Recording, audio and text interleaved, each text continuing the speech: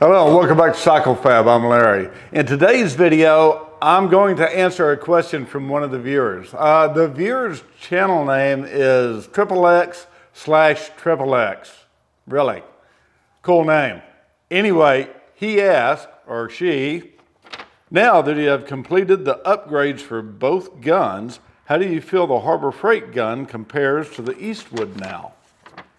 The mods that XXX/XXX are asking about are the diffuser kits that I make for these guns. And it really improves the efficiency of them a lot, as a matter of fact. Also, I make a mixing tube for the Harbor Freight.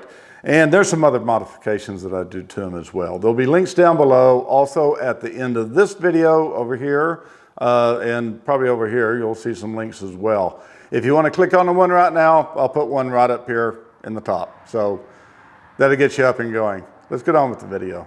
Now, the only real way that I have of testing these two guns after both modifications are done to them, in other words, my diffuser kit and also the modification to the mixing tube. Now, on the Eastwood, that modification is done at home. On the Harbor Freight, I actually manufacture the mixing tube and you buy it and install it yourself. After all these modifications are done to both guns, they do perform differently, quite a bit better. But I've never compared the two together. So in this video, that's what we're going to do. The only way that I could realistically get any kind of bearing on, which one's better is a timed race. In other words, how fast can I cover a piece of aluminum 5 inches by 11 inches? Well, this is just from my viewpoint. In other words, I'm standing over here to the side, kind of in front of it, spraying this. And what I'm trying to do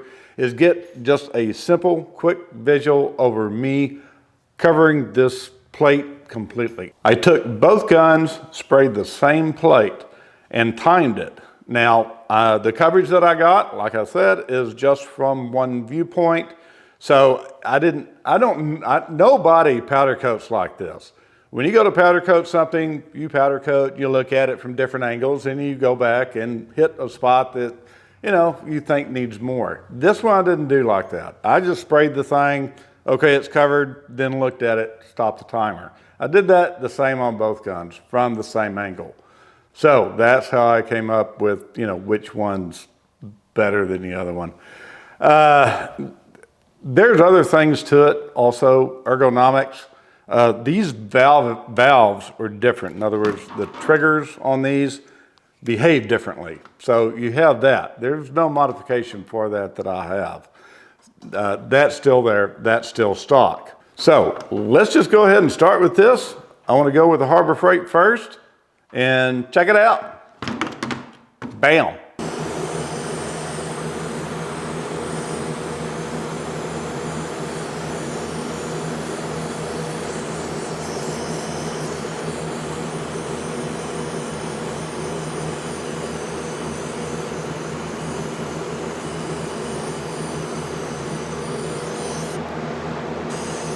All right, that was the Harbor Freight.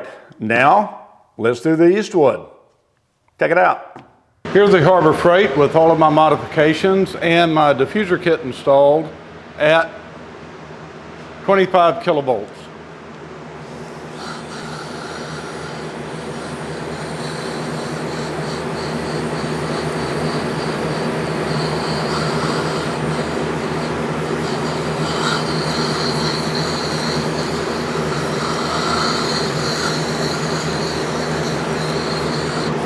Well, there you go. That was interesting.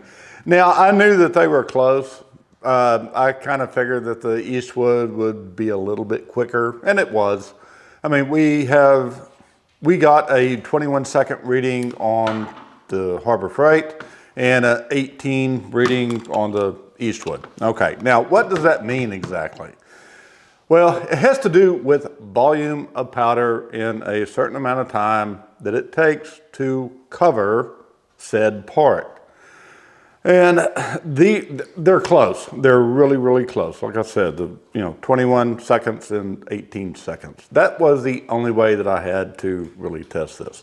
Now, Which one do I like to use the best? The Eastwood, because you have the choice between 15 kilovolts and 25 kilovolts. Now, what does that mean exactly? Well, if you run into a Faraday cage situation, what I've read, the best thing to do is be able to drop your voltage down. Now, I've done both, lowered it, raised it. You run into a Faraday cage situation, it's going to take some different things to deal with. But that aside, as far as the feel of the guns go, also the Eastwood, because of this valving system on the triggers. All right, I've never torn into these. I'm not going to.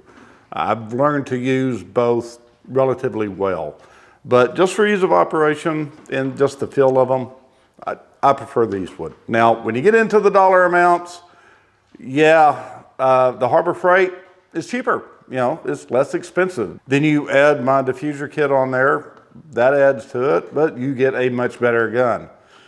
I really don't know what to say. I like them both. I use them both. So I'll just leave it at that and you guys decide on your own. Now, if you already have a Harbor Freight, don't go out and get an Eastwood and think it's going to be just leaps and bounds better. It is going to be better. All right, stock form. But just taking the Harbor Freight and putting my diffuser kit on it makes a huge difference. Remember, the Harbor Freight was only set at 15 kilovolts. That's all it comes in. Whereas the Eastwood, I turn that up to 25 kilovolts. So, you know, they're good guns. All are good guns, especially with the kits on them. So, XXX/XXX, I hope I answered your question. And if any of you out there have any other questions, please, down in the comment section below, just ask. Also, links for the diffusers will be down in the comment section. So if you're interested in some, please go down there and check them out. Take you over to eBay and you can pick some up for your own. Now, I will have other videos listed at the end of this one, over here somewhere. Go and click on them if you're interested. Be playlist for the powder coat series that I did of videos, and please check them out. Remember, if you like the video, give me a thumbs up, subscribe to my channel, and go ahead and hit that notification bell too, so you know when my next videos are coming out. You guys take care. I'll see you in a couple of weeks.